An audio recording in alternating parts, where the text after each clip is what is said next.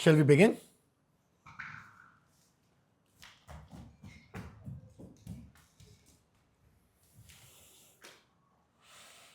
Let's do a peace chant.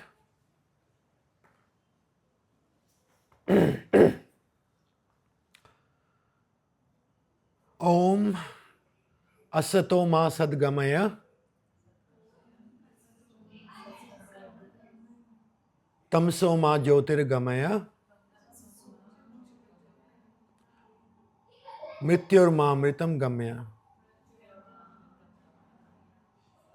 From ignorance to truth, from darkness to light, from death to immortality. Om, peace, peace, peace. So, from our eternal calendar, December 28th, very apt for today.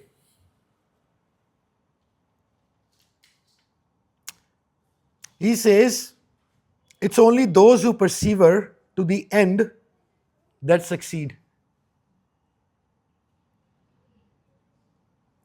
So, thank you for your perseverance. But there is a deep spiritual meaning behind it, because this path is not easy.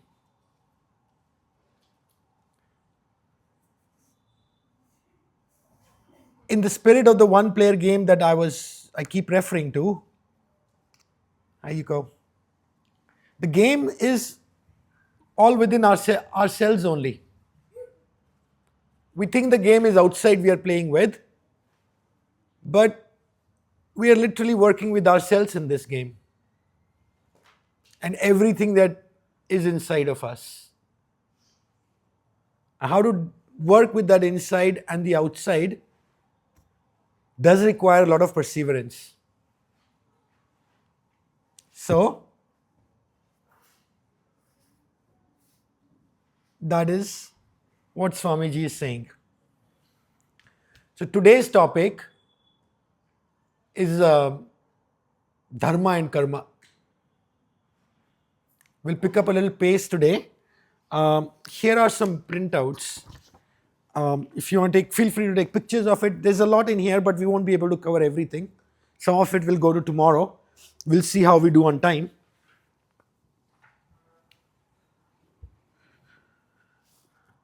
Take pictures of it and then just circulate around if that's okay, because I'll be reading all the verses from there.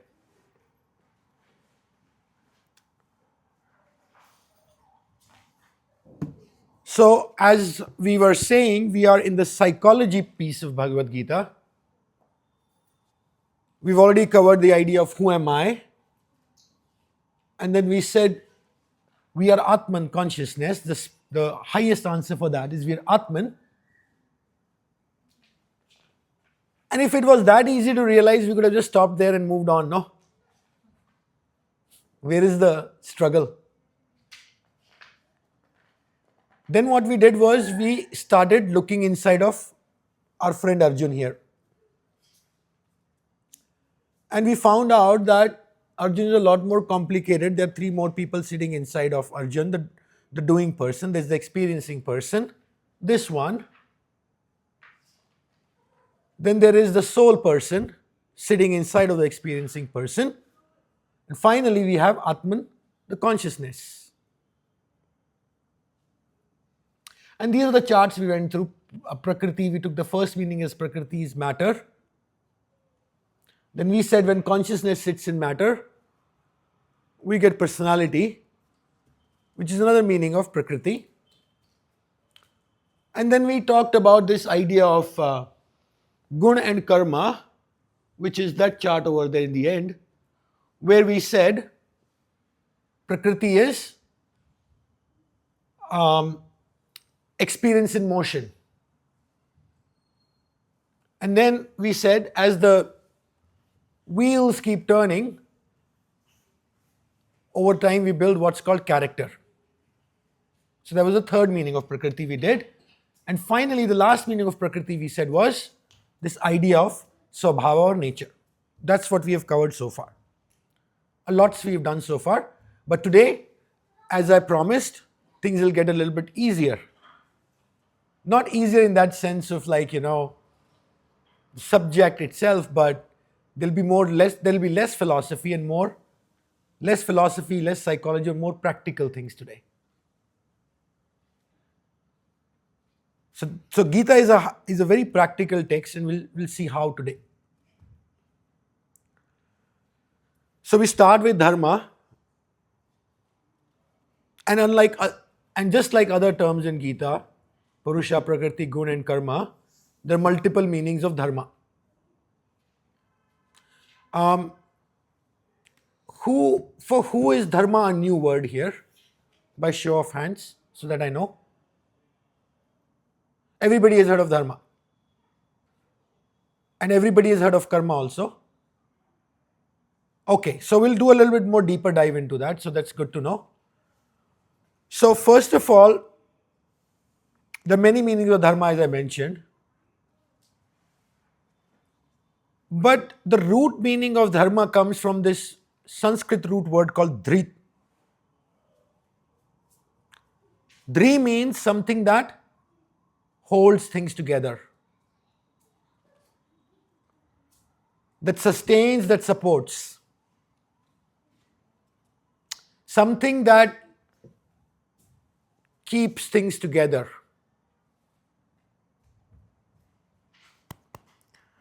And Gita starts, actually the first word in Bhagavad Gita is Dharma. Verse 1, Dhritarashtra, the blind king, he says, a very famous verse. It's invoked in a lot of Hindi movies also. It goes like this: Dharma kshetre kurukshetre samveta yutsavaha mamaka pandavascha kim kurvat Sanjay. So King Dhritarashtra is asking his narrator Sanjay, because he's blind. Sanjay is telling him what's happening on the battlefield. He says, on the field of Dharma. I see Sanjay here too. He says, on the field of Dharma, the Kurukshetra, my sons and those of Pandu are gathered wishing to fight. What did they do, Sanjay? So Dharma Kshetra is the field of Dharma. Kurukshetra is the field of Karma. Literally the first two words in Bhagavad Gita. Now what is Dharma? I said there are many meanings of Dharma. The first meaning of Dharma that a lot of you might have heard of is how Hinduism, the original meaning of Hinduism, or the original term of what Hinduism is, Sanatan Dharma, the eternal Dharma. May I wait, please? Eternal Dharma. So if we look at our dolls, if you remember, we said these dolls are all nested but also in a circle of alignment, where the inside is the same as outside. Sorry, I just rearranged them a little bit so it's visible. So Advaita says Atman and Brahman are the same, where the outside, which are these three dolls of Krishna, the God person, Maya, Arjun, arranged them wrong again. So now everybody can see it. And Krishna very beautifully says in 14.27 verse, he says, Brahman is my ground, the foundation of the eternal, imperishable, of the Sanatan Dharma, of peace and of absolute one. Mouthful of a verse, but this is how it comes together. This is the oneness he's talking about, the eternal Dharma.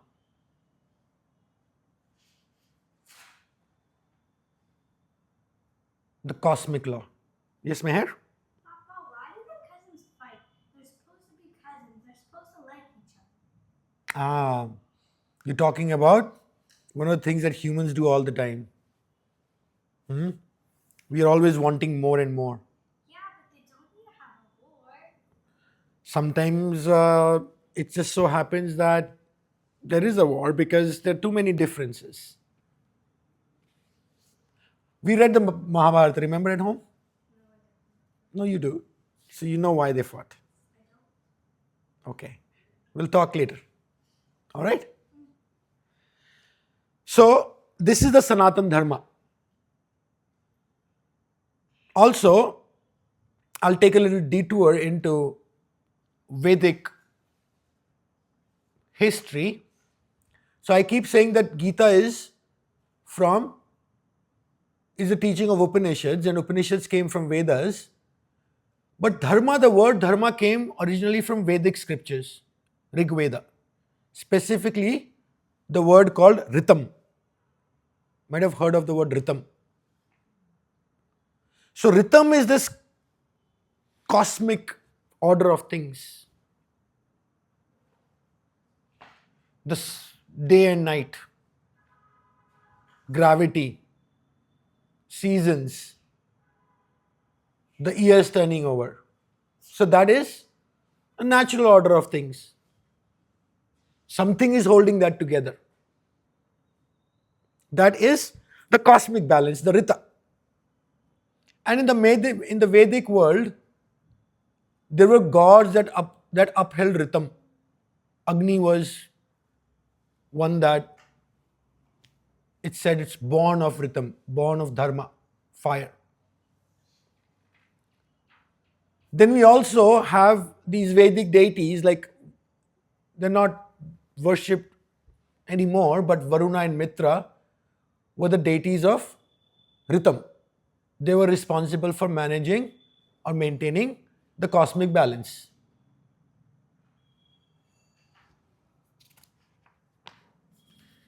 That's so the universe has a rhythm, Dharma. Rhythm became Dharma later on. And to please these gods, they used to have all these yagya.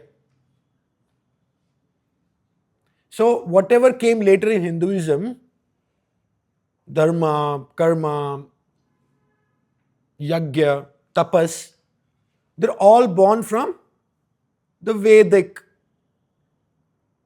world of the view. Back when humans were not philosophically that advanced, they used to pray to the outside gods. The wind, the fire, the water, the earth, the mountains. But then Dharma has another meaning. So we just talked about the cosmic Dharma, but Dharma also has a meaning for society.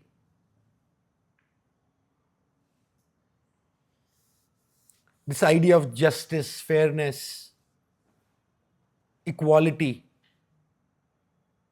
That is Dharma at a societal level. And Arjun famously says in chapter 1 when he wants to run away, he says, well, let's not fight this war. He says, when we fight this war, people will be killed. When people will be killed, families will be destroyed. When families will be destroyed, the societal dharma will disrupt. Very logical.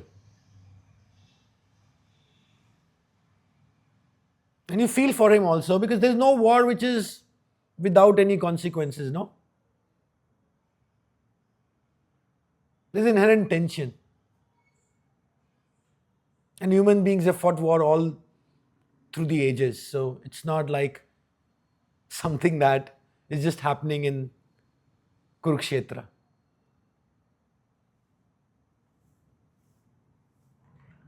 But then also, when society is in trouble, Krishna says the famous verse, Yada yada hi dharmasya.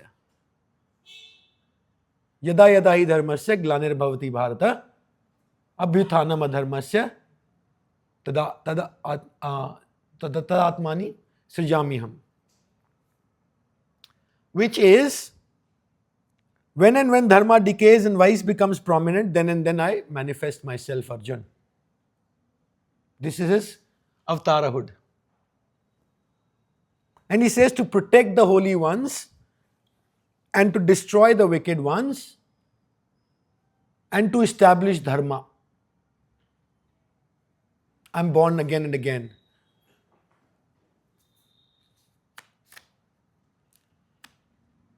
So that is the societal dharma. So two we have talked about, the universal dharma, the cosmic order of things. Second is the societal order of things, where God is born again and again to re-establish dharma. But Gita is as much as a text of cosmic dharma. In fact, it's more of a text of individual dharma. The one-player game. So, from that side, Krishna is more concerned about individual's dharma.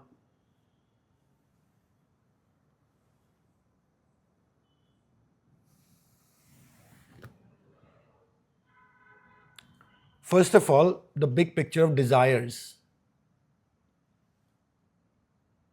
We have many desires, no? Desires are not said, it's not said that don't have desires.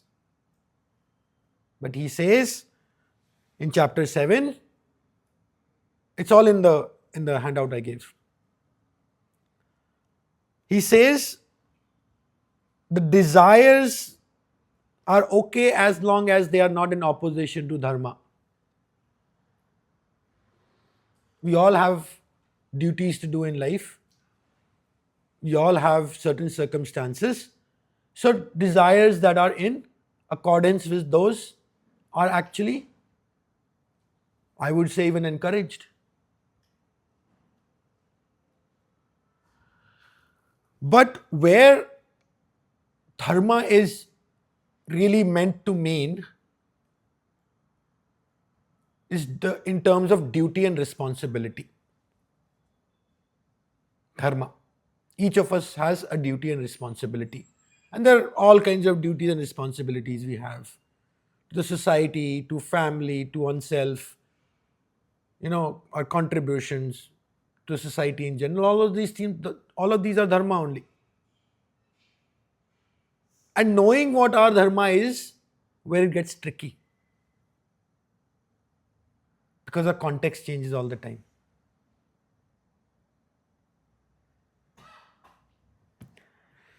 But then Krishna says, very famous verse 3.35. He says, better to do your own dharma even when it has no merit.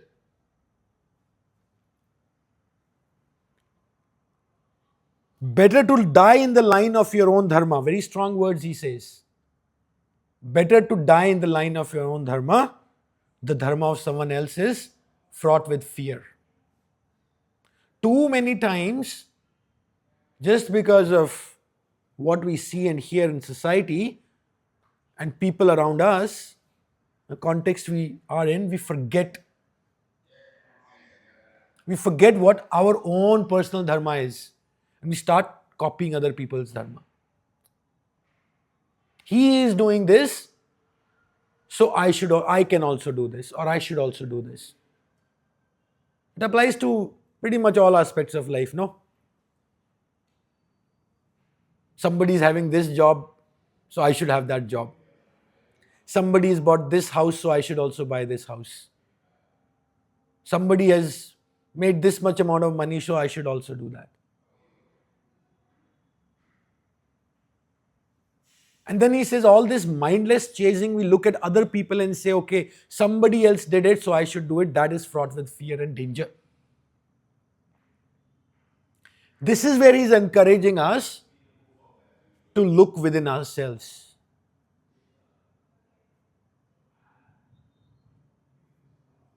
What is that one thing that is specific to my situation, my circumstances? That is our dharma.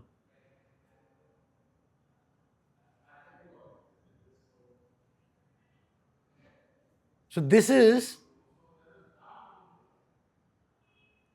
the good yardstick to have to measure our own dharma.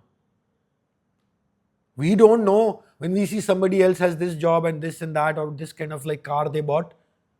We don't know what they did for that.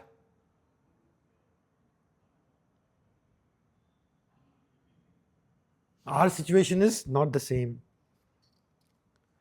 So duty and responsibility as defined by what is our place specifically.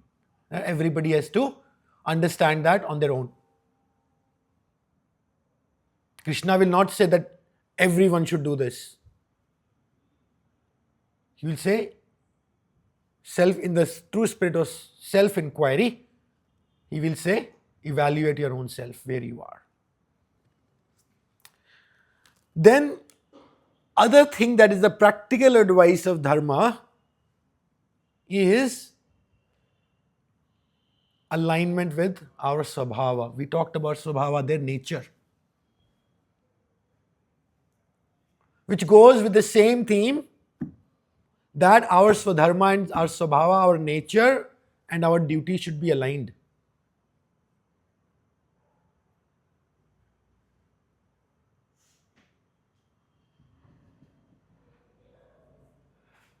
If I am not to do, if I don't, see, all of us have unique temperaments. But if we decide to go against our temperament, to do a dharma, this is Gita's version of what I call ikigai. Who's heard of this expression ikigai? Right? This idea of purpose and meaning and duty and money and all that stuff. Gita is a very simple way to look at it. Where your place in life is and what your temperament is. And that requires courage. As I said in the last session, that requires us to stand in our own truth.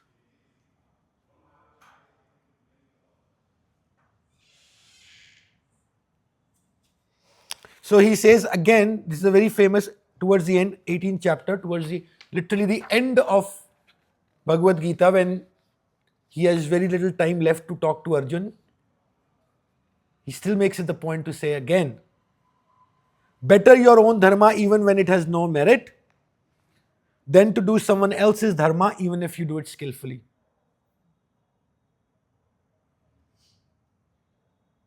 Even you do your dharma, even if it is done not in a perfect way, that is still better than to do someone else's dharma, even if you're like really good at it.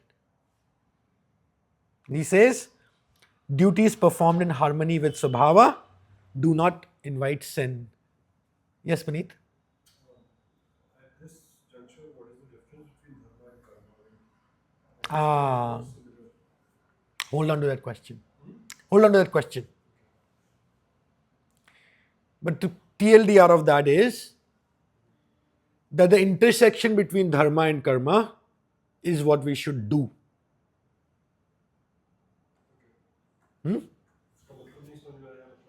I will come to that. We'll shortly come to that. So dharma and karma are related ideas. Dharma is duty. Karma yoga is doing the right duty. Karma can be anything, no? Like he says, we can do all kinds of karma. Right action, wrong action, inaction. These are the three actions he'll describe. We'll come to that shortly. Finally, and this is the biggest point, why do dharma? Because by doing our dharma, that leads to moksha, liberation, which is the ultimate goal here. So 4 levels of individual dharma we talked about. being in accordance with our desires, being in accordance with our duty, being in accordance with our swabhava, and then keep at it, no longer, no, even if it is very hard, that will ultimately lead to freedom.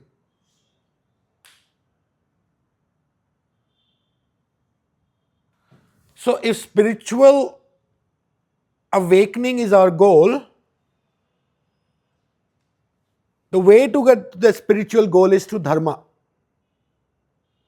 Identifying your dharma and then according to that dharma doing karma.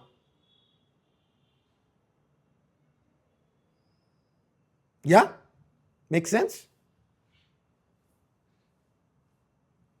So this is the chain.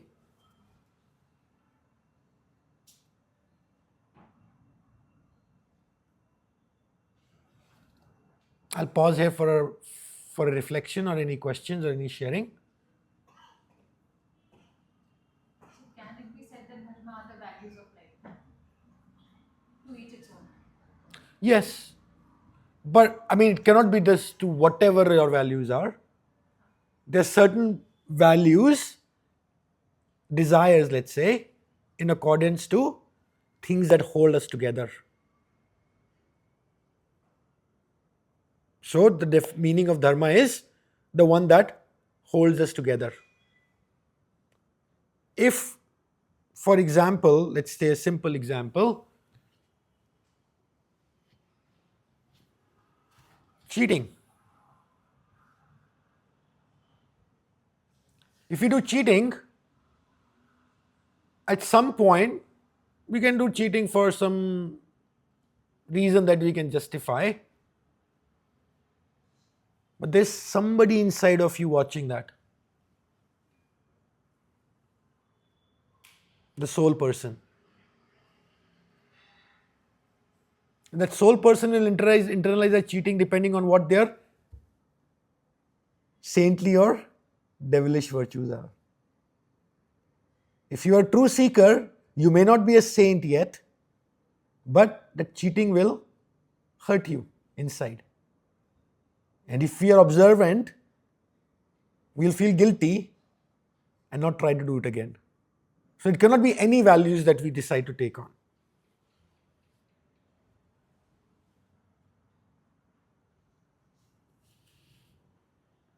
War, and we'll come to that in the next story we talk about Dharma. War is, we've been fighting war since humankind, no? When we were cavemen, we were tribal, we were fighting with sticks and stones. We're still fighting. But is war necessarily good or bad? Depends. If my country is getting invaded, then it becomes my dharma to fight if I'm a warrior.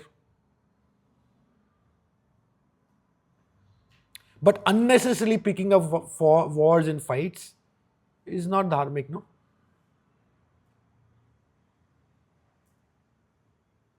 There are only two absolutes.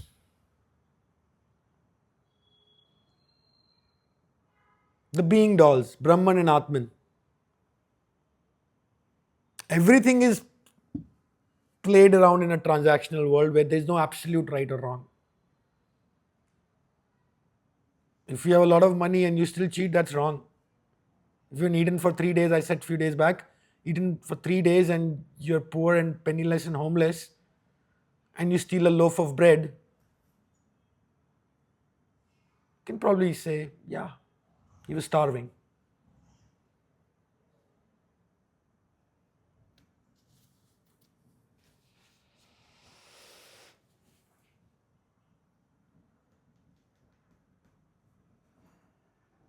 I still feel that this part of this Maya, right, the external world, right? So if I do an experiment when I put myself or my children in an environment where the dharma is twisted, where cheating is okay, stealing is okay. So in that society, no nobody is defining dharma, right? Dharma is just, it's twisted, right? And those values are also coming externally, right? So it's really, I don't know if my inner compass would know my dharma, um, right, from birth. And then I know that you have mentioned, this the third joy, and yeah, the joy where the bondage is being shown, right? There are those karmic, those impressions, but it still feels that it's external to me. The environment defines my dharma because it's not something that I feel that there's a lot of nature is there, but the nurture part of it is what's taking place, right? So in a society where cheating is okay, it's okay. Absolutely, no. That's What why. happens then? So that is why there is a role for teachers. That's why this path is so hard.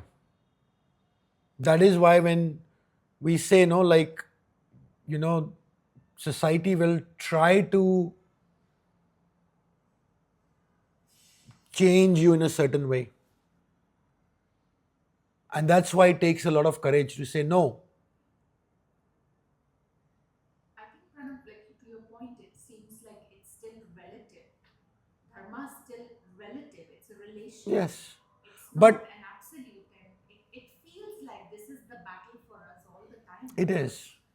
Because what is dharma in one environment or one sense or for one family is not the same as others. Yes. Let's cut down all trees because we need to make houses for people. It's my dharma. I'm providing homes for people, right? So that is the murkiness of this thing, I feel. That is why Krishna says no. Only 1 in 1,000 people decide to take this path. Because it requires a serious amount of self introspection and diving deep within ourselves.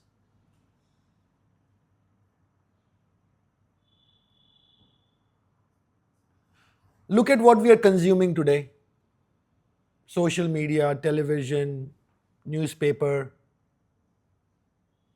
Newspaper nobody's reading nowadays, but Instagram and all. Like, we want quick dopamine hits, 30 seconds.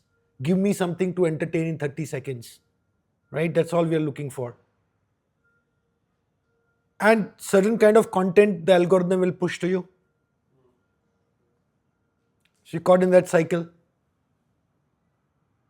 How do you break that cycle? Instagram will not tell you that this is not good for your brain right now.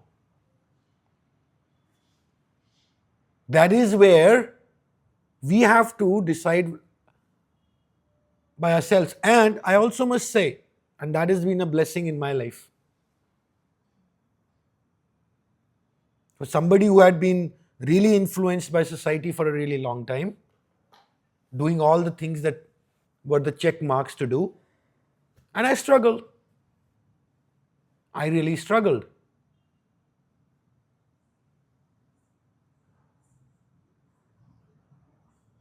But then a few of us who are genuinely seeking, genuinely trying to go inside, we chance upon a real teacher, a real guru. A real guru I'm talking about. There's also a lot of discernment required. But there are some traditions that have been established, going around for hundreds of years.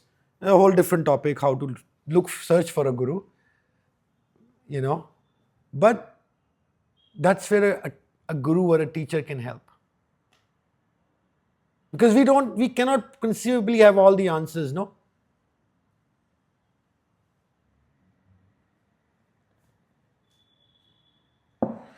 So let's do some stories of Dharma. Just quickly, I'll read through that, very simple. First is Arjun wants to run away. He doesn't want to do his duty. And he says to Krishna, I'm besieged by fear. Chapter 2, very famous verse. I'm disoriented. I ask you what my dharma is. I am your student. Teach me. I come to you. What I just said, find a teacher. Nice segue into that, no? I wouldn't plan it that way, but. So here he's clearly saying, I come to you as your student. I don't know what I'm doing anymore.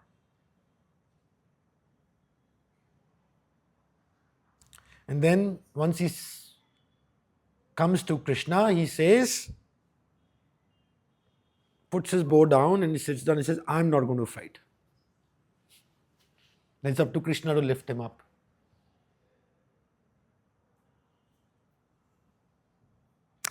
And there's another story in here. He says to Arjun, you got to uphold your dharma, your individual dharma. In this case, he is a warrior who is out there to fight, cannot run away. Very practical advice these days. What is the opposite of dharma?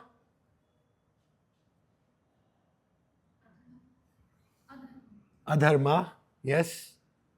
What would be in English meaning of that? Which is very popular nowadays. And I think the right meaning also. Abandonment.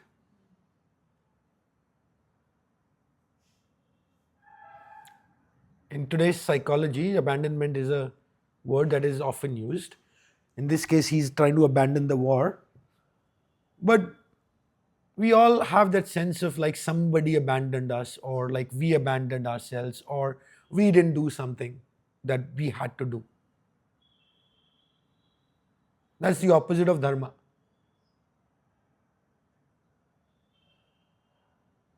So here he's trying to run away, and Krishna says, wait, Arjun, don't run away. Why? Very beautiful sequence of words. Now, no spirituality here, hardcore practicality. He says, Arjun, see this war as your dharma and do not waver. A warrior knows no higher honor than to fight a virtuous war.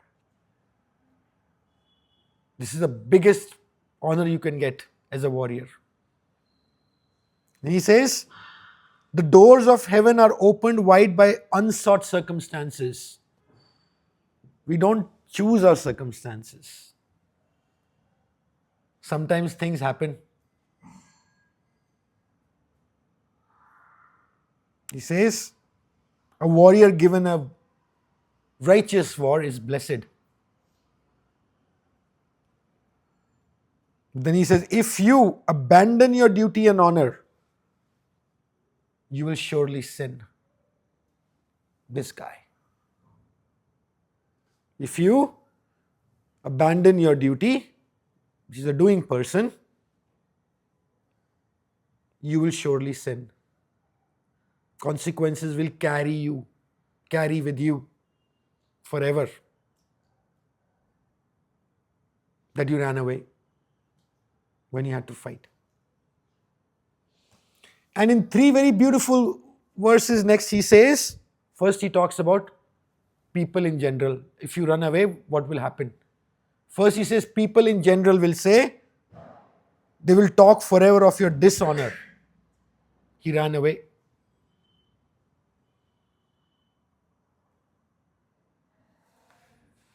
And the one who is well respected, dishonor is worse than death. He uses very strong words here. So people will talk of your dishonor, and secondly, your peer group. Your peer group will remember you as someone who fled the battle in fear. Then he says, your enemies now. He says, your enemies will laugh at you now.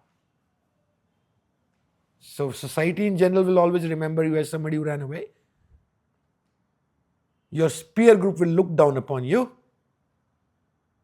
and those enemies will laugh at you.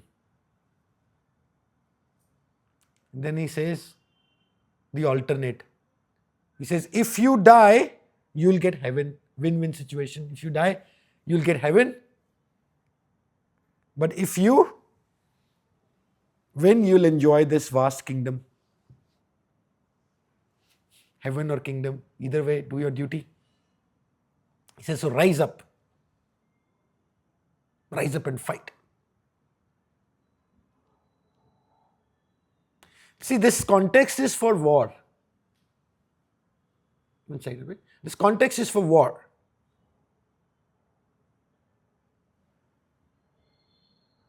And the warrior, I'm just looking at all of you here. And it might sound like, oh, it's war and it's very like male dominated discussion happening, fight this war. But no, it's actually, take a step back. Arjun just seems to be male in a war, in a warrior's position, but it is not about a specific gender here. I just want to make that a note. Oftentimes, Gita is misunderstood as saying, oh, it's a male-centered text, or it is a text about war, or justifying war. It's not about any of that. It is about wherever we are. As nowadays, no, like we hear a lot of employees complaining, my boss is not good, I'm not getting enough money, I'm not satisfied with my job. Krishna will say, yeah, all of that is true, but are you a good employee?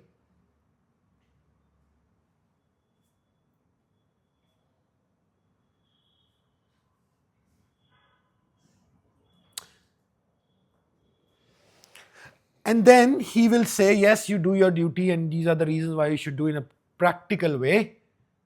But then he will suddenly say, spiritually also, we talked about it. He will say, yes, that is a practical aspect of why you should do dharma, because it will follow you. Abandonment will follow us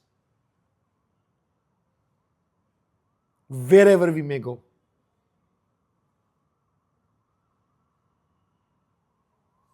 But then he says, also remember, you are this eternal, undying Atman or consciousness, will all anyways die. So let's not worry about dying.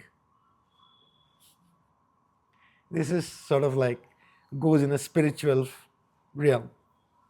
Suddenly you'll focus when I first read this verse, I was like disoriented. Like, what? You're saying your consciousness, now you go fight. So these are the some of the verses I handpicked on dharma, duty, and opposite of it, abandonment. Puneet, you had a question? Okay. It was based on what Harpreet asked, okay? 5 minutes before. So she was telling about getting the foolish world. The Dharma could be like that monkeyness or monkistry of the Dharma. If we are chopping trees for making some residences, is it good or not? Something like that she was telling. So I wanted to answer on that because I had a question on it also. Uh, One is we weigh which situation is like troubling more humans or living beings. So if you are chopping trees or removing disturbing nature and the animals and the flora fauna there, then in that case we should always look for a place where all this is not getting disturbed. I mean, a very raw thing I wanted to say. That is one. From there comes a question that I have is बहुत छोटा सा चीज़ है कि मैं running पे भी जाता हूँ ना, when I go for running or in a park or something, I'm doing something good for myself, right? But I'm always checking if there are ants or this thing there. I'm always like running like this. So anything you want to say on this? I mean, it related to what she said. So मुझे लगता है कि अपना धर्म I'm doing my karma correct, but I'm actually going negative in dharma. And it happens with me all the time. Whenever I go for a run, that's the most thing I'm always thinking. Like always trying to skip the black things down there. See, if unintentionally we cause hurt, harm, like ants within under your feet, this is, what are you going to do about it?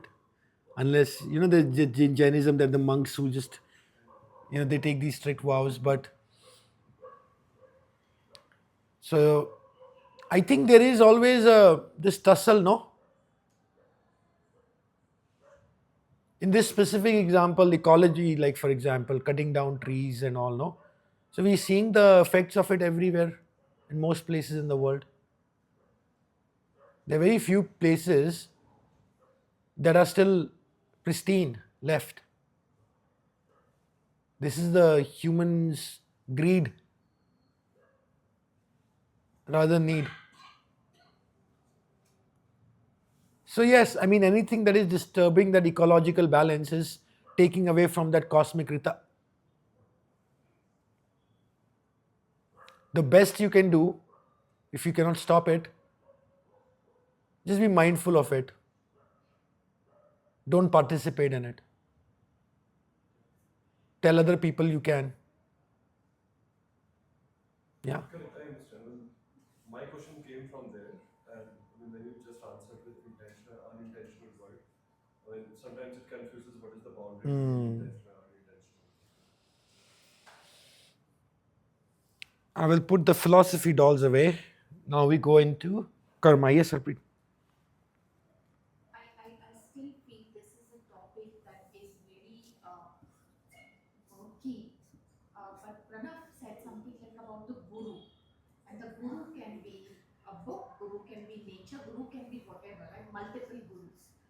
It really feels that I could live my life unintentionally all my life and not have any kind of, my dharma will be informed by that, right? So I think to your point, the thing is that I'm seeing dharma informs my karma, correct?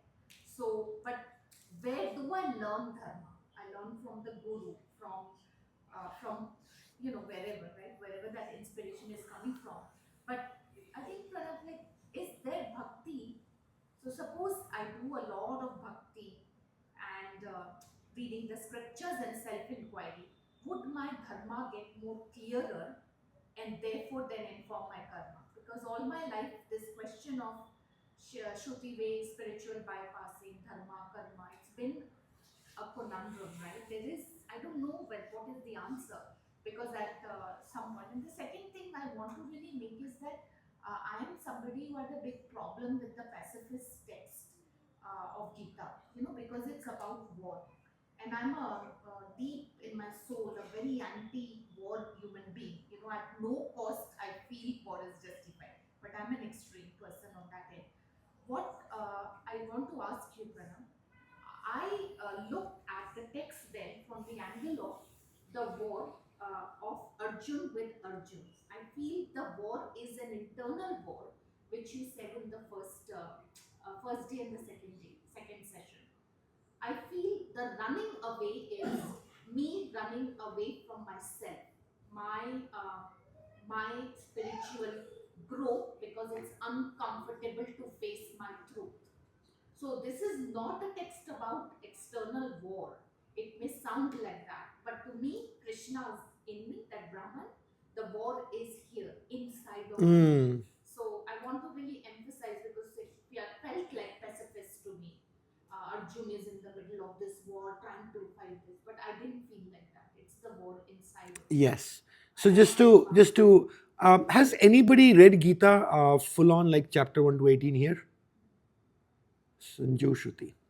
So Puneet also. Good.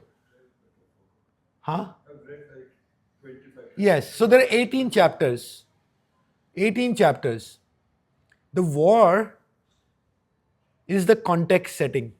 Chapter 1 only.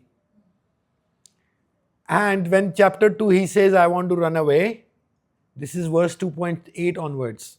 8th verse, chapter 2. After that, there is no mention of war in Bhagavad Gita. When Arjun says, I'm giving up, I'm sitting down, I'm running away, That was the last thing war was discussed. From 2.8 all the way to the 18th chapter, the external war is not even discussed.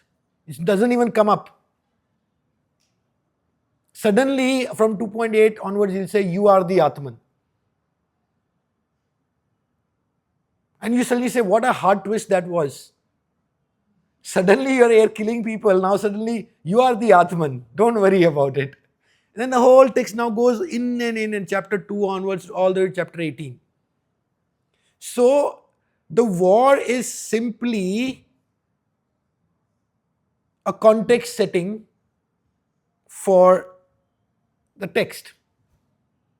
And Swami Vivekananda says it very beautifully, because people start saying, "Oh, it glorifies war," and all this says, right? Swami Vivekananda says that it is entirely possible the Gita was a standalone text and Ved Vyas introduced in Mahabharata to give it marketing. So he set up a context around war. Mahabharata, everybody likes drama, everybody likes story. No. Entirely possible. When we read Bhagavad Gita, chapter 1 is very racy. Talks about like war, this, that. People have that background like Dhritarashtra and Duryodhan and this and that. Chapter 2.8 onwards, it becomes like, what?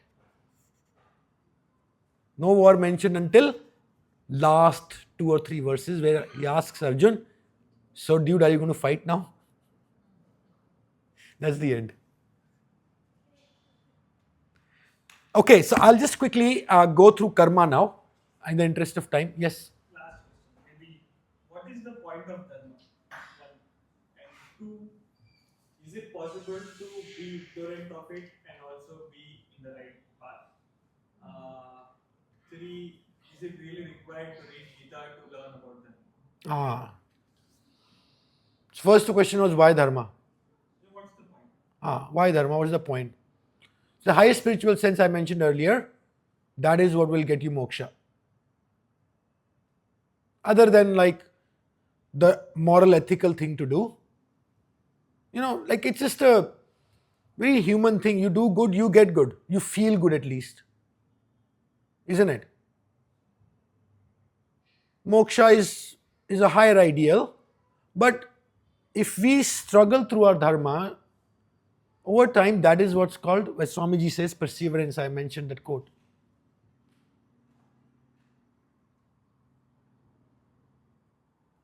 Your third question was why? So why dharma, and Like, do I need to know what my dharma is? no, no. Is it important to know what dharma is and then be in the right path? Or can we be ignorant and be in the right path? See, if we have more of good in us than bad, intuitively we will know. Intuitively, I'm saying. It is how we'll feel inside, no? If I lie, there's this famous thing where he says, no, truth doesn't require remembering, a lie requires a lot of remembering. Isn't it?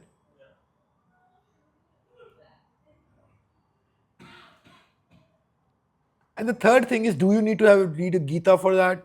There are a lot of intuitive people among us.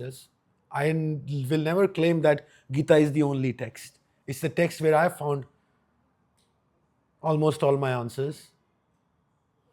But there are so many other beautiful texts in the world where we can find our answers, no? Kind of to his point, can I be ignorant and still be dharmic? The answer would be like, again, it depends, right? I mean, Give me an example. I can be ignorant and still be dharmic. Matlab, I may have not gone anywhere. I may have no guru, but if I live, and I think somewhere you are getting. There's an answer for that, no? If I'm ignorant, and ignorance It is- ignorance means negative, but I don't want to say ignorance sometimes is okay are we still on the path of dharma? Yeah, non-introduced to the concepts. I would say, what Yeah. about Adivasis and all who are living, who are the people of the land, the natives, Native Americans and all? Are they not following their dharma? I don't know. I think they are. They were one with nature. They were the they were the lovers of nature. They didn't have to answer the question, should I kill the ant or not kill? They just knew not to kill. So I think to his point, I don't know if I was living in The tune with answer for that is going to be the nature of this.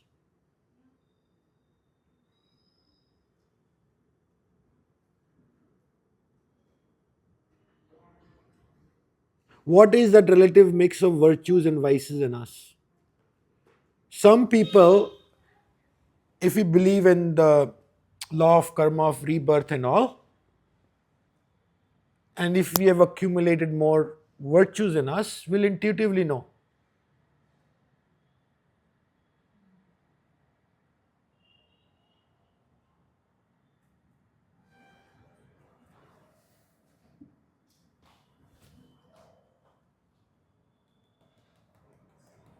So this person, as I keep emphasizing, is the hidden joker inside all of us. This is the one, other than the big who am I Atman question, this is the one we have to strive to know. Because when we have to go to get to Atman, through these two other bodies, we have to go past this one first. There's no shortcut. We cannot jump from here to here, which is spiritual bypassing that we've talked about. I'm going to come to that today. But the reason I'm seeking wisdom in Gita is because I'm confused about my dharma. If I was living ignorant and intuitively, I would not be here. So to me, the reason I'm seeking is because I am not aligned with my dharma, and that inner knowing is also there. So It is. I always say, no, like we are our own barometers. How that makes us feel from inside. If there is a conflict, then we have to understand it more deeply. Because we are partners, we should actually talk more about it.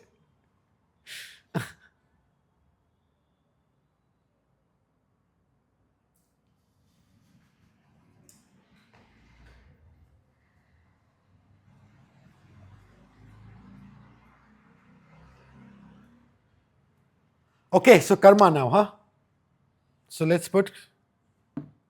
I'll just introduce it. Let's see how far we go in the interest of time.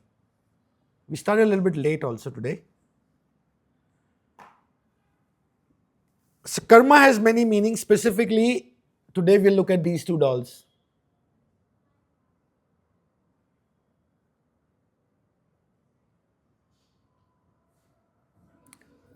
Karma is causation, doing and consequence. They're both karma. One is the left hand side of it, the other one is the right hand side of it. Action, consequence. So let's put these two dolls front and center. So one, I'm going to discuss the many meanings. This is what I call the many meanings of karma. We'll talk about the philosophical meaning of karma, the psychological meaning of karma. Third, the religious and the transactional nature of karma. The cosmic spiritual meaning of karma. And finally, the practical meaning of karma.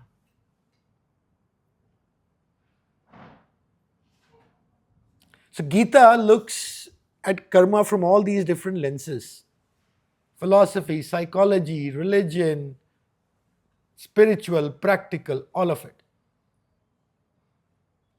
Specifically today we'll mean karma to mean causation.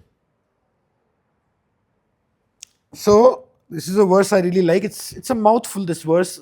The philosophical meaning of karma. There are two laws of karma. One is the law of rebirth. We're born again and again because of karma. And the other one I mentioned, causation, cause and effect. So Arjun asks and that's how chapter 8 starts. One of the questions he asks 7 questions. One of the 7 questions is, what is karma, Krishna?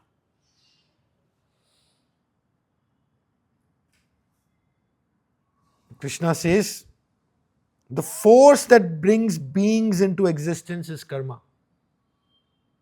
That which brings material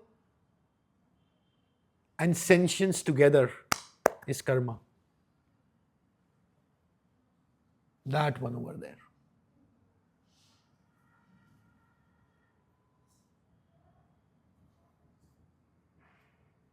I talked about 2 laws of karma. One is law of rebirth, which is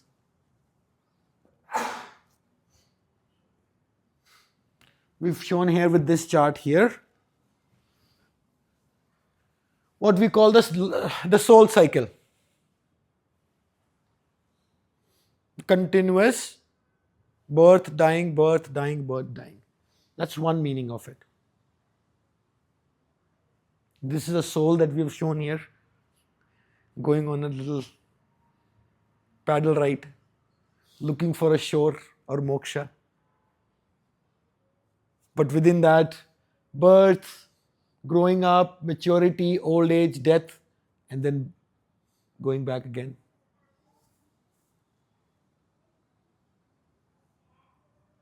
So that's sort of like a higher meaning of karma. The second meaning of karma, what we're showing here, is causation. This is a doing person, and this is the consequence. And the third meaning of the same meaning only, but interpreting it in many different ways, is how we interpret this whole karmic wheel. That's karma also, mediated by experiencing person. And this goes on and on and on. We're building this character through this constant doing. So that is the philosophical meaning of karma.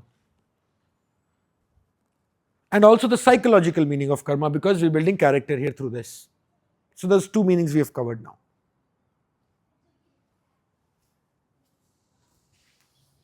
So constant death and birth is the philosophical meaning.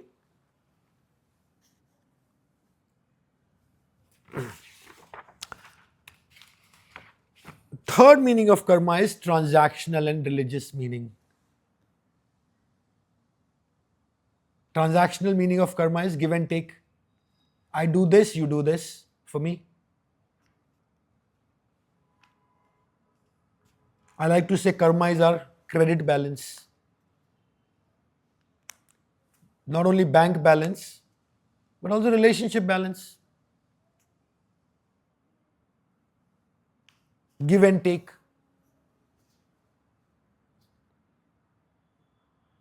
Or Krishna will call ordinary religion. Why? Because ordinarily we go to temples to ask for things, no? I mean, mostly it's seen before the exams and all when we were younger. Next time, no, like this time, God just make me clear this exam. Next time, I promise I'll work harder. So bribing God. Or I'll put like 100 rupees as donation so that you make me clear this exam. So that's a transactional nature of karma, isn't it? Ordinary religion is that only. He says, chapter 4, he says 4.12, he says, gods are worshipped and prayed in this world for success in actions. You want success, so we worship and pray to God. Because he says, in the world of humans, the results born of action bear fruit quickly. Give and take. Ordinary religion, ordinary transaction. A zero-sum game at best. In fact, probably a negative sum game. But then Krishna elevates it to a positive sum game. Instead of give and take, he says give and give.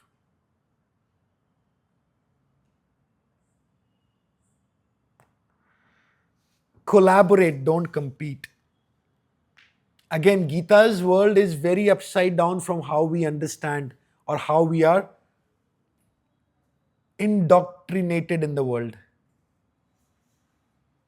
There is something very beautiful I have in my personal journey with Bhagavad Gita. I have discovered. The focus of this work we are doing is give and give only.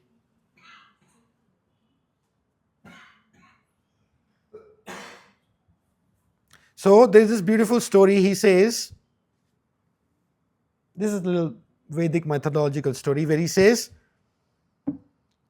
by the yajna of selfless service, the god Brahma created this world. Let's dive into mythology here and storytelling here. And he says, Brahma created these beings and this world as a selfless act. And he said, go and play to all the humans. Go and play in this world now. And he says, serve the gods with this. May these gods also serve you back. And together in service to each other, may the highest good come to you. So work together with gods outside of you and gods inside of you. Collaborate. Then he says, if you do it this way, then the gods will give you wholesome fruits. You'll get things that are wholesome for you, good for you, spiritually for sure. We're not taught like that, no? We're taught like zero-sum game, no? If I don't, somebody else has it, that means I don't have it. It shows up in like, I need more.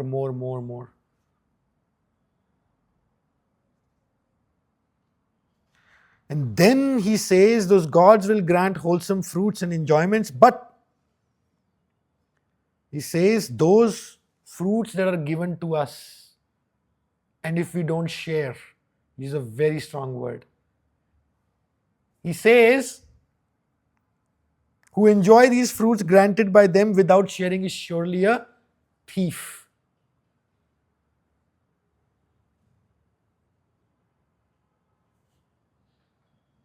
Then again, strong verse immediately after that. He says, the saints who eat the leftovers of an offering, the people who eat last, are free from all sins. But they eat sin itself, who cook for their own sake.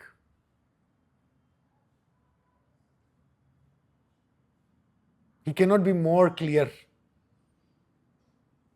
So he's saying, do less taking, do more giving.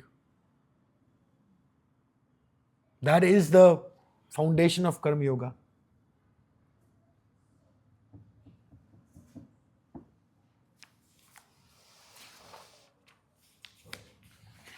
First one of Buddha, second to philosophical. Psychological meaning was what we are making inside, character. That's what we talked yesterday, no? Last session. The meaning of Prakriti, these wheels moving together, these four bodies playing with each other. First was philosophical meaning, law of birth and death. Let me repeat it quickly. First is philosophical meaning, which is law of birth and death. Second is psychological meaning, which is what we are making inside of us. Third is a transactional meaning, which is, it's not give and take, give. The fourth meaning now is the spiritual, cosmic, in a cosmic spiritual way. This is very famous verse, a blockbuster again in Bhagavad Gita. It's usually called the food prayer. Let me just bring these dolls out here, make more sense that way. Who has heard of this verse, Brahma Arpanam?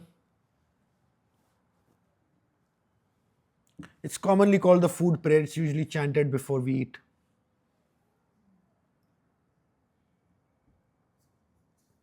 So let's imagine our cosmic circle where everything is connected.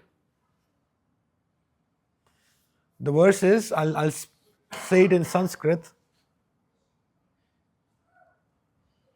4.24.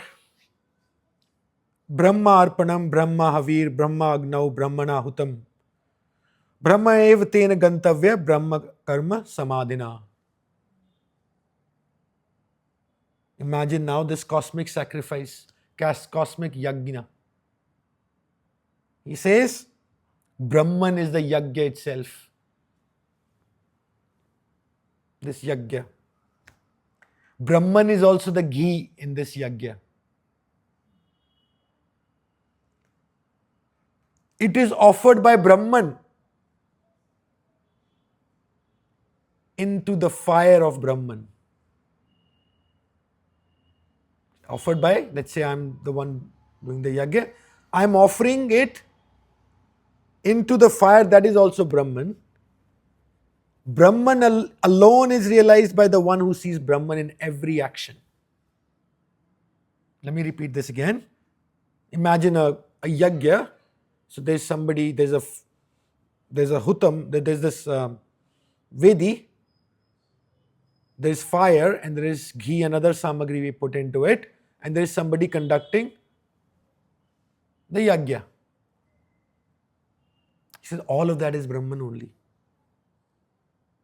Once you realize it, that's when Brahman, you will realize that this is all one. Brahman is the yajna, Brahman is the ghee. It is offered by the Brahman into the fire of Brahman. Brahman alone is realized by the one who sees Brahman in all actions. One of my favorite verses.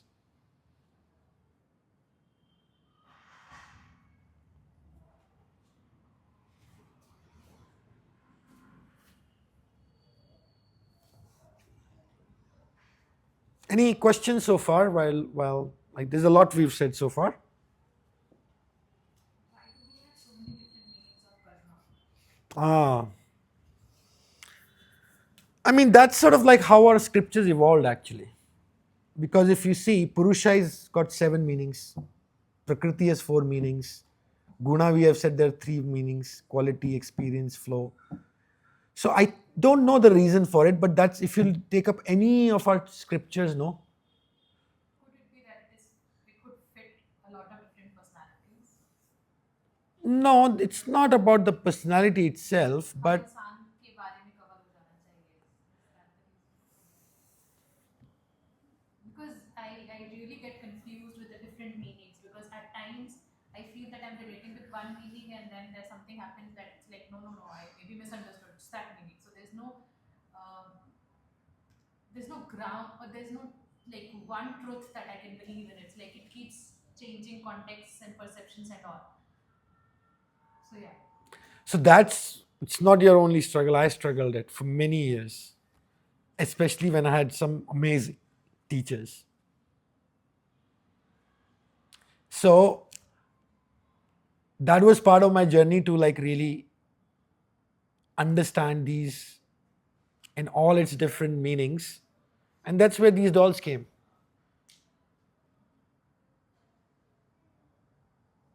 That's why all this iconography you see, it's all come from that sort of frustration, like, why are you meaning like this here? Here somewhere else you're meaning it like this. If you read any of Indian scriptures, no? I don't know why, partly because I think Vedas were transmitted orally. For the longest time we didn't write down things. So we had to really condense things. Have you heard of these sutra literature like Patanjali Yoga Sutras? Or Vedanta's version of Patanjali Yoga Sutra is Brahma Sutras. There was this fascination. Sutra is just a small, pithy, condensed version of a high teaching. And the Ancient rishis went overboard in a competition with each other who can compose the smallest line.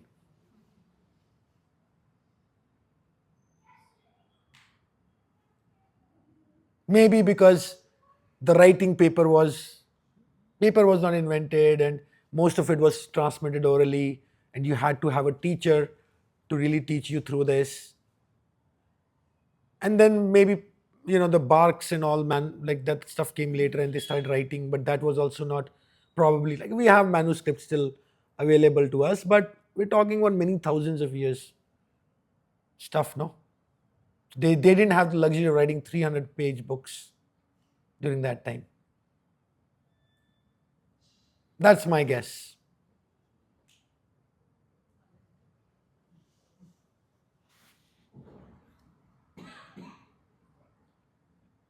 I do want to ask you a question, Pranav. What is the So you describe these four definitions, right? The four of karma.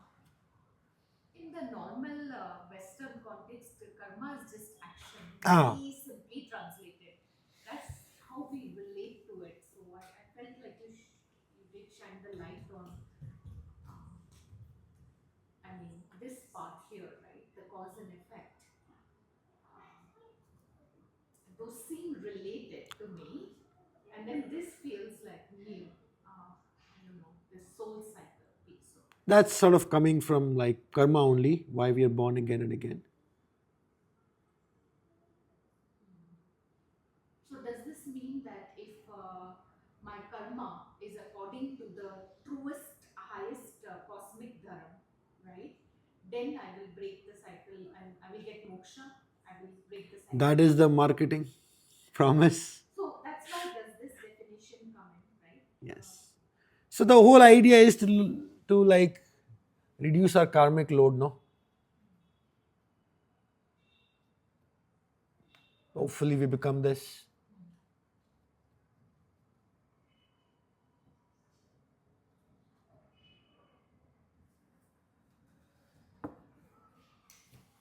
Yes, Leon. My question is, if you're a bit stuck in this loop of giving and taking, does the Bhagavad Gita give some clue how we can get more into unconditional giving just because of the joy of giving?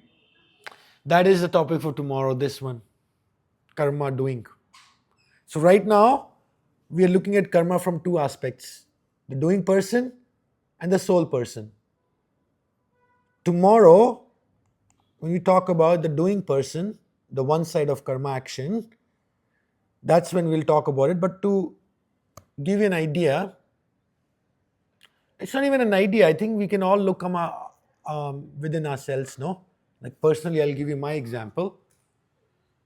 I had a very unhappy corporate life. I was making good money, working on Wall Street.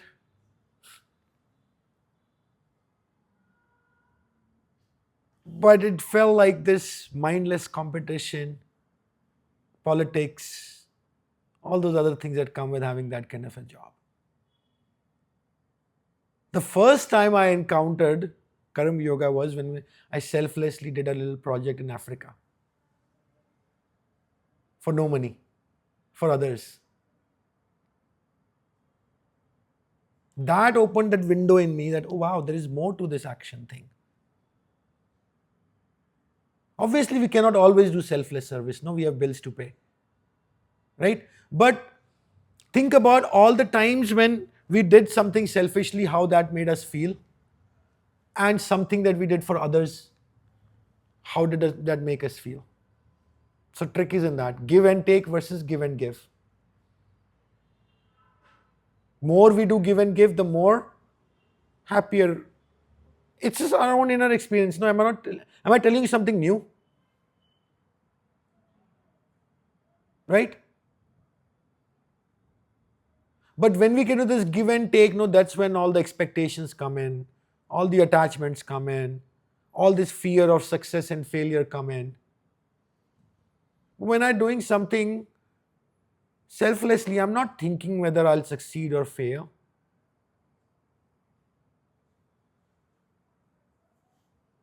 And this giving can be in many different ways. Not just, I'm just framing it in a narrow sense of success, failure, expectations, attachments, and those kind of things. But we are given that opportunity to act selflessly every moment if we so choose. Simple things. Eating something, somebody's around us, can we offer it a little bit of food to them just as a matter of courtesy? Doesn't take much. If you see an old person crossing the road, can we help that old person if we have the time? It's all about intentionality. Are we looking deeply or not? When we are in give and take mode, we are all living here. But if we are looking intentionally, then our, what do you call that? Our lens will be a little zoomed out. It's a matter of perspective, zooming in versus zooming out. Karma yoga is actually about zooming out, seeing the big picture. Zooming in is like, oh, I'm this, what's happening here, me. When I've been in a place where I was constantly giving, I do get satisfaction. There is an unmeasurable amount of satisfaction that I get. But And that I can cannot see a be but. measured with money or anything. That is what I was always seeking, even when I was doing give and take thing. So I think depends what we take or what we are getting out of it. So if I'm getting satisfaction out of constantly giving, I think that's the best. Like that's what everyone, all of us are seeking, right? The soul satisfaction thing. Yes. And there's also, in what you just said, there's a little downside to just give and give, no? You can be taken advantage of.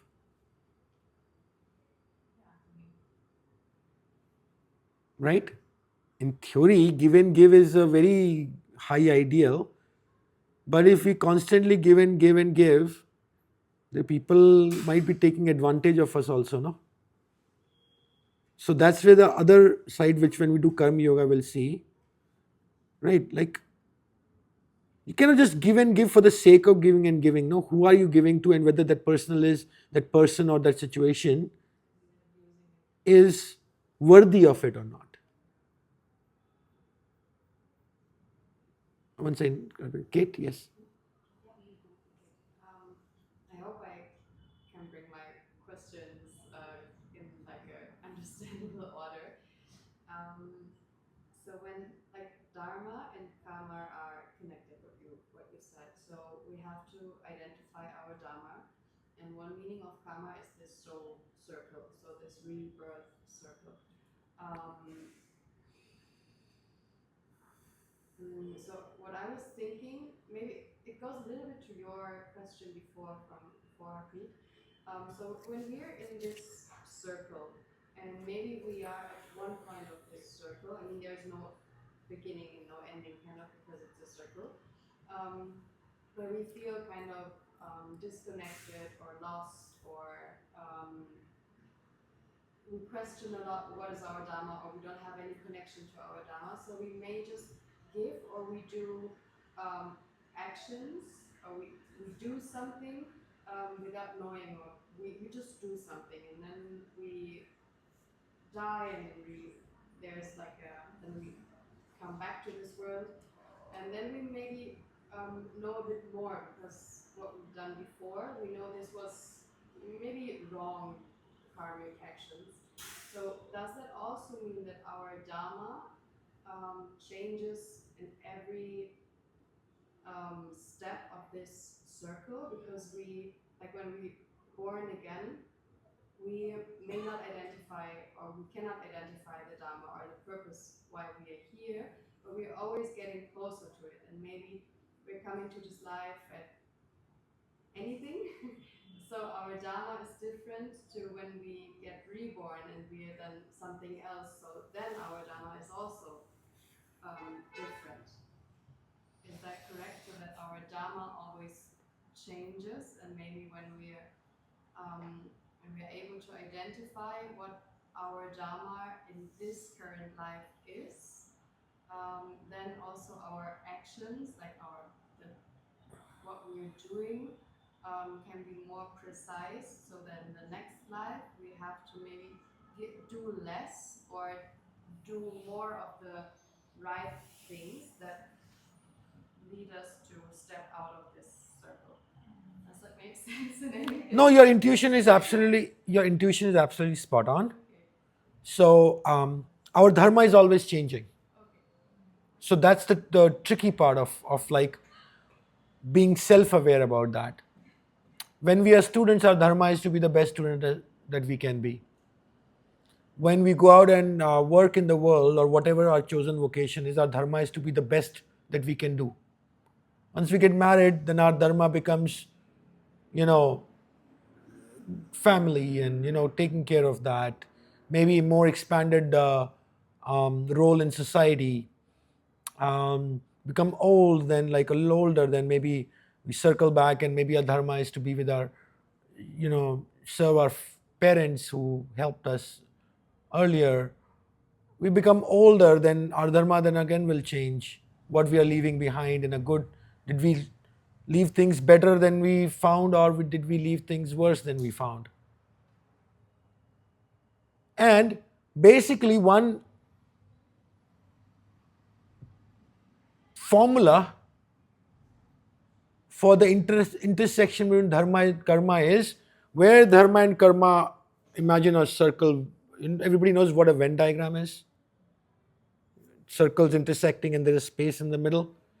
Where dharma and karma are on alignment, that little like however everybody will have a different overlap of dharma and karma, but wherever that overlap is, that is karma yoga. That is the right karma to do.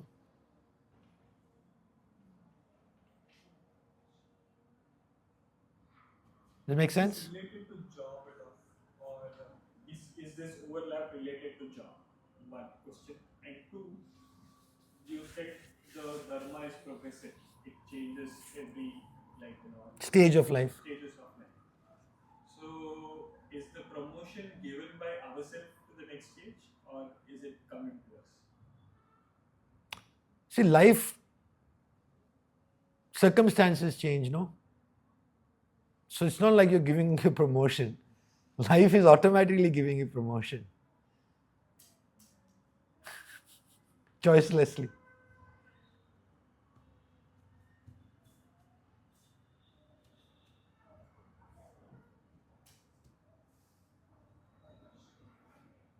What's the other thing you said? Well, I can choose not to work if I have inheritance, Ah, and not play the game at all. I'm still at the righteous path because I'm not interfering at all. Or yeah, there can be many examples. Like, these are the games what we choose to play ourselves.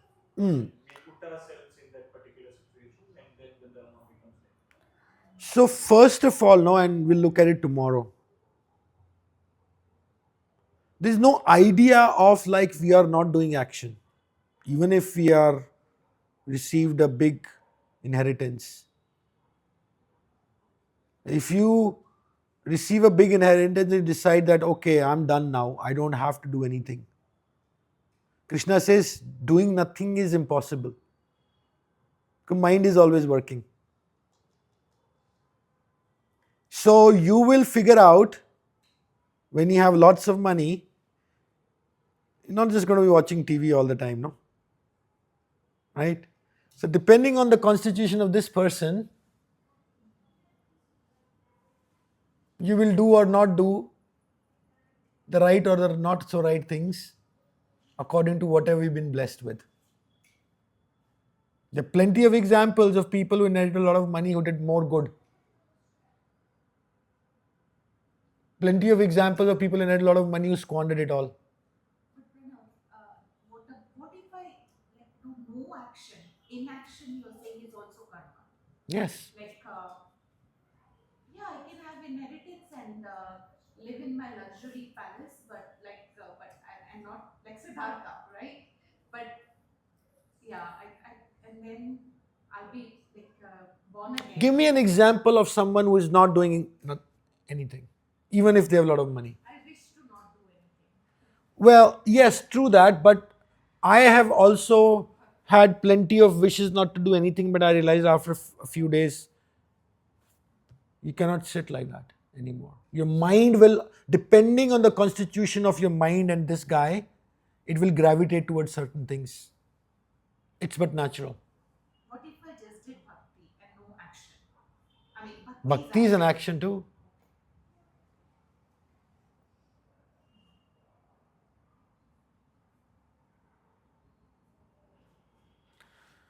I'll just quickly go over one more thing. The favorite topic from last time. Over? Okay, just quickly, just one thing and we'll wrap for the day. This question of spiritual bypassing that came up a few times. I think Shruti asked that question and Harpreet asked that question, and I think one more person. So I made a point to prepare for it today. Spiritual bypassing is what kind of karma? In fact, it's such an important question that Arjun asks 3 times in Bhagavad Gita as mentioned. So, let's look at our dolls, no? I'll put the experiencing back and this one back also. See, what we want in life, in fact, let's start from here.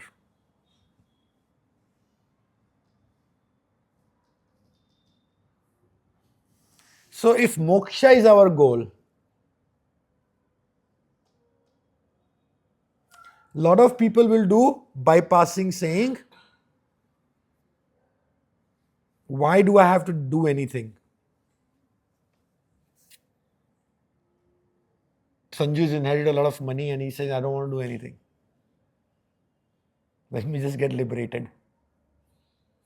So you want to jump directly from here to here.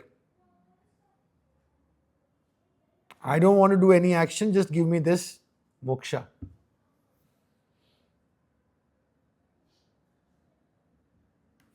He says to Krishna, this is how chapter 3 starts.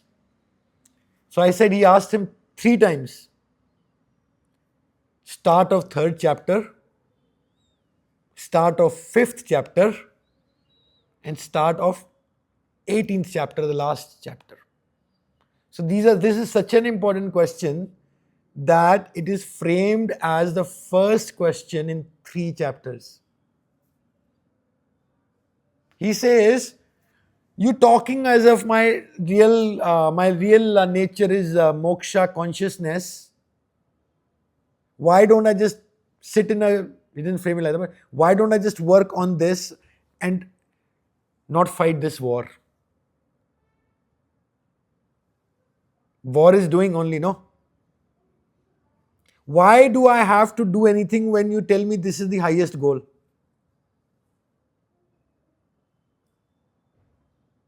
Let me just ignore this bit, this bit, this bit. Let me just focus on this bit.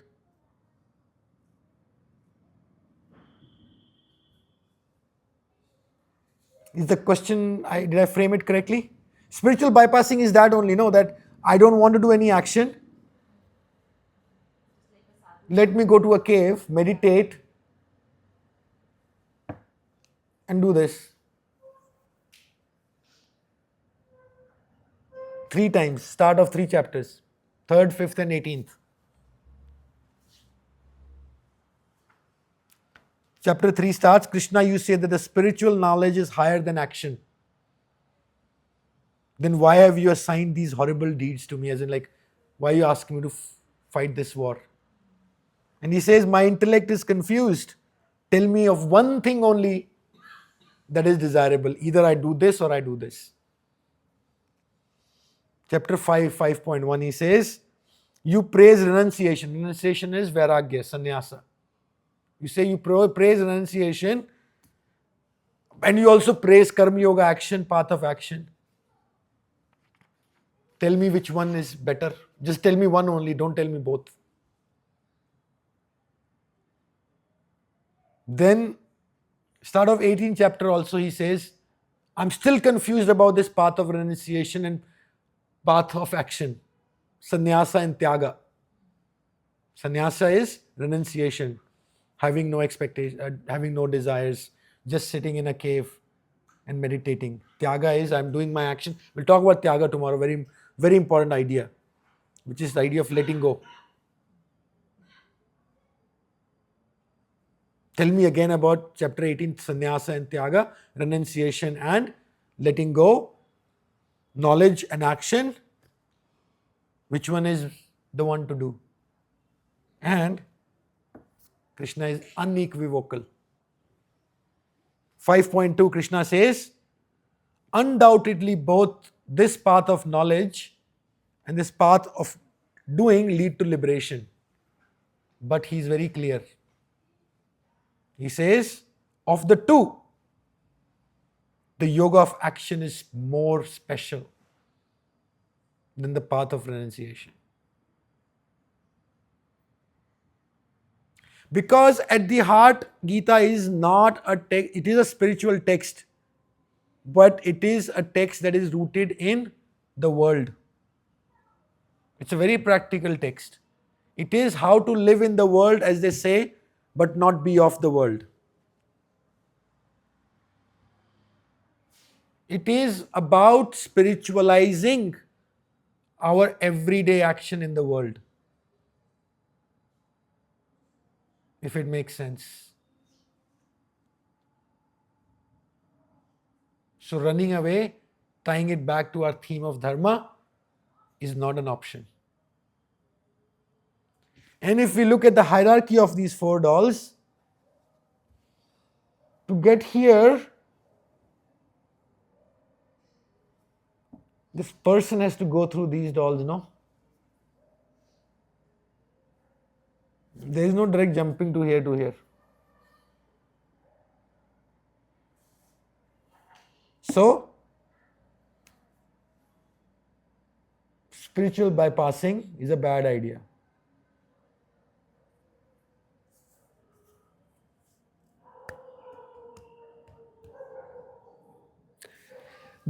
So the final meaning of karma, which we'll do tomorrow, practical meaning, which is karma is doing. I'll talk about this chart specifically. So dharma and karma we did today. That's all I had in mind for today. Please, I'm a little embarrassed when you guys clap, but thank you. Love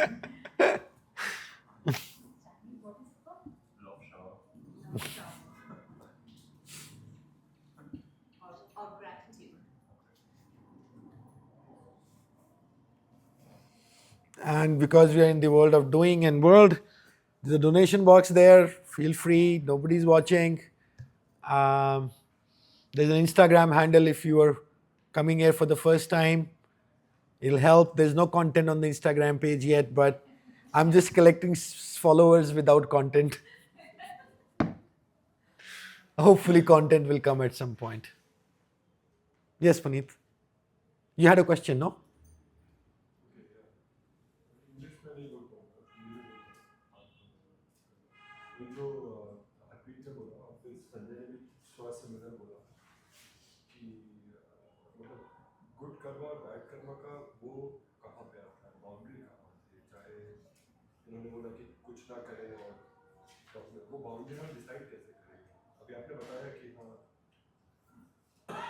bypass नहीं कर सकते और कुछ करना पड़ेगा, वो boundary हम decide कैसे करेंगे? हर चीज़ में तो आ जाता है ना, अब बात समझ रहे हैं ना, हर चीज़ में ही आ जाता है, चाहे वो पेड़ काटने में, चाहे it is you know when we are eating food और वेज नॉन वेज का डिस्कशन, चाहे रिलेशनशिप्स में, और हर चीज़ में कहाँ पर आप बाउंड्री डिसाइड करें कि ये गुड करना है, ये बैड करना है, क्या वो लोगों के लिए अलग अलग, मुझे लगता है कि लोगों के लिए अलग अलग नहीं होता है, और हमें ये सिखाया जा रहा है करंट वर्ल्ड में कि लोगों के लिए अलग अलग होता है कि इसकी बाउंड्रीज ये हैं, इसकी वैल्यूज ये हैं, इसके लिए ऐसा है, इसके लिए वैसा है। तो ये बात मिक्स हो रही है ना, जो हरप्रीत ने करा और जो संजय ने क्वेश्चन करा, इससे मिक्स हो रही है। तो वो बाउंड्री कहाँ से आती है, वो कैसे define? So the question Puneet is asking is, karma seems like a grey thing. In one context, one karma can be good, in another context it could be not good. And it feels like I'm constantly deciding whether it's good karma or not. I'm doing it all the time. I mean, Yes, yes, yes. Yeah, for So, example, Pranav, in Tibet, eating meat is all good. Eating meat, okay? Because that is a country which is very cold, nothing grows. I'm sorry, I might be misquoting it also. Our monks. But here, there's a question: I'm killing an animal for me, and eating every time I. So good. To Puneet's point, like it's subjective, no? so the answer is very simple here. Not what does this say? Simple is not easy, it means it is difficult. right? No, simple is not. Simple is, there's this thing they say simple is not easy, but the simple answer is, when we evaluate our karma, is this: are we in harmony with the outside and inside? And only you will be able to tell. हाँ, inside. तो फिर वहीं पे तो confusion आ जाता है. That's where the confusion is. The moment you bring it inside, that is where the dilemma comes, right? So, for example, let's say your tree cutting example. If there is a genuine shortage of housing, and you have to clear a little patch of land to make homes, some people will not care, they will just clear the land and say, okay, done, we're building homes, it's for a higher purpose. But it is also equally possible that we can cut down trees and plant the same number of trees and acreage somewhere else, no?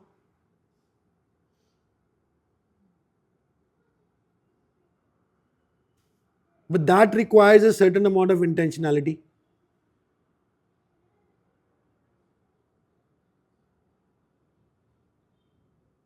Bangalore is bursting at its seams.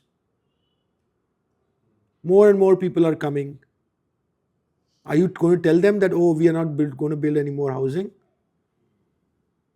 People have to eat their jobs there, no? What do you do now? The whole idea is, if you are taking from here, then you have to give somewhere else. Because this cosmic rhythm has to be balanced.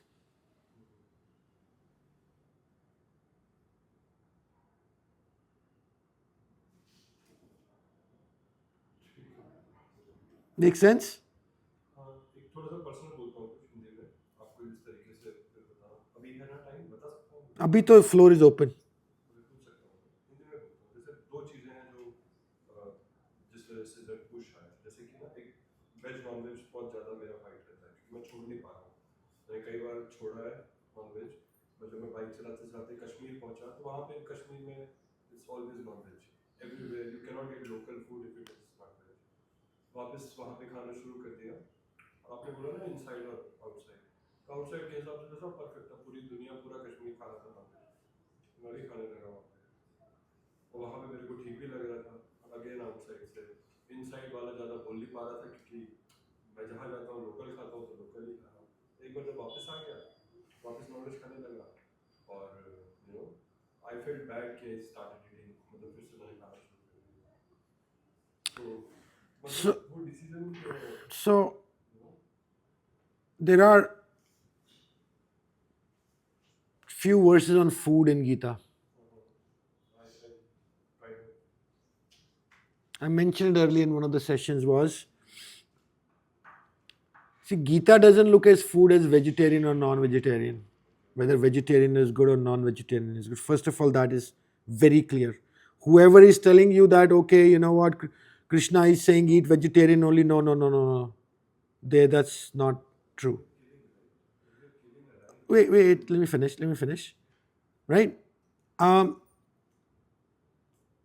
And there are circumstances, and like if you live in cold countries, I mean, they don't have a lot of food that is vegetables and all, and that's what it is. Right? So Gita doesn't say, eat only vegetarian or you're not allowed to eat non-veg. Nowhere it is said. And I'm going to just talk about Gita only here. Regarding to food, it just says that there are three kinds of foods: Sattvic, Rajasic, and Tamasic.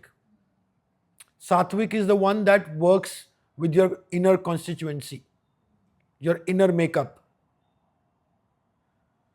Rajasic is like spicy stuff that makes you more restless inside. Spicy or whatever, right? Tamasic is that's rotten and that's stale and you eat it and you feel more sick after that. So if we keep that as a benchmark, if my elder daughter doesn't like meat at all, she just gets like it doesn't work with her inner makeup, right? So she will deliberately stay away from non-veg, right? So again, there is no Krishna will never say to you that you have to do this. He will say, if you do this, then this will happen. If you don't do this, then this will happen. It is your choice now. It is not a text that says you have to do this. No. Nowhere in Hinduism they will say you have to do this. They will say if you do this, cause and effect, no? Sin and merit. They will never say, oh, you like this if you don't know. You do whatever you want. Do good, good will happen. Do bad, bad will happen. But you have to work with the gods inside of you and outside of you. God inside of you is things like, my own moral, ethical framework. And this sole person will inform that.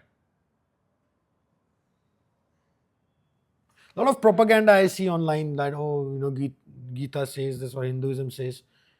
Rishis, I don't know, I don't want to let's get into that debate here, but whoever is telling you is probably just being a little disingenuous. Bolo? Just want to be mindful of everyone else. I think what time is it now? Yeah, it's kind of going late a little bit now. Tomorrow. Or maybe afterwards you can come. Does anyone have anything that maybe for tomorrow they want more time on? Because so maybe Pranav, we can let you know. Maybe you can It's talk coming about to the end of the year, and I know there's holiday season and people have so many things to do. I just want to make sure, like, is it going okay for everyone?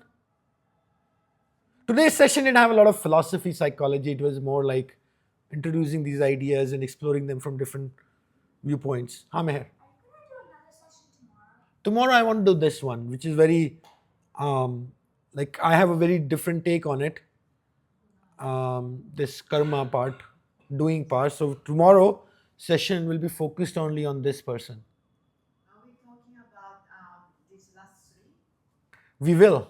Okay. We'll get to I'm it. very curious. We'll, who was we'll get to it. Those are pure stories. Maya. We will do that. Right now we are still working with this structure here. who want to jump to that? No, trust me, I also want to jump there. This is not necessarily easy stuff. Alrighty. Thank you so much. Let's do a quick prayer. Everybody is feeling okay? No, like, it's going okay. No, not going too fast. Not going too slow. Today's session was very smooth. Like, बहुत ही सीखने वाला था आज का session. Yeah, it was something that we grapple with every day, no? So more practical in that sense. Atman consciousness is my favorite session, but I know it's not very practical. At least when we first start out.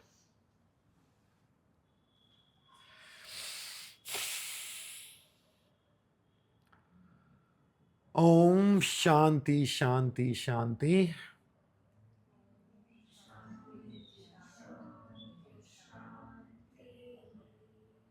Hari Om Tat Sat. Shri Ramakrishna Arpanamastu. Thank you.